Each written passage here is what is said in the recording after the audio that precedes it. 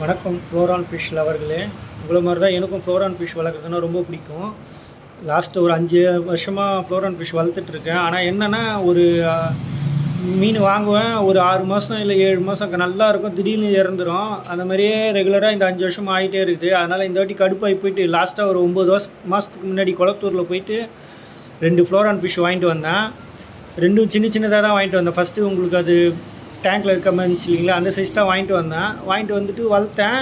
2யும் ஒன்றா வளர்க்கலான்னு பார்த்தேன். அப்போவே கொஞ்சம் சண்டை போடுற மாதிரி இருந்துச்சு. என்கிட்ட ஸ்பேர் டேங்க் இருந்தது, அதனால் 2 மீனையும் தனித்தனியாக விட்டு வளர்த்தேன். ஆனால் பார்த்தீங்கன்னா இப்போது இந்த என்னென்னா இம்போர்ட்டட் டேங்க்கில் ஃபிஷ்ஷு பார்த்தீங்கன்னா அப்படியே தான் இருந்தது. எப்படி விட்டோமோ அப்படியே தான் இருந்தது. க்ரோத்தும் அந்தளவுக்கு இல்லை.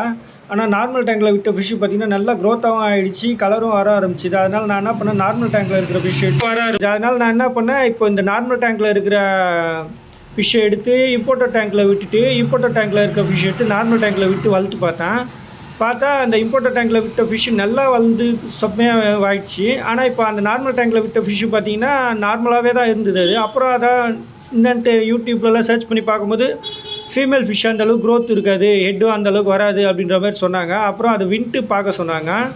அப்புறம் அந்த விண்ட்டு எடுத்து செக் பண்ணி பார்த்தா அது ஃபீமேல் ஃபிஷ்ஷுக்கு இருக்கிற மாதிரியே தான் இருந்தது. அதனால் நான் என்ன பண்ணேன், ஒரு நாள் தண்ணி மாற்றும் போது சரி 2யும் ஒன்றா விட்டு பார்க்கலாம் அப்படின்ட்டு ட்ரை பண்ணால் 2ம் மௌத்தம் போட்டு கடிச்சிக்கிற மாதிரி இருந்தது. சரி வேண்டாம் அப்படி எதுக்குன்ட்டு அப்போவே எடுத்துட்டேன் அதை நான். சரி இப்போது ஒரு 1.5 மாதம் ஆகிடுச்சு.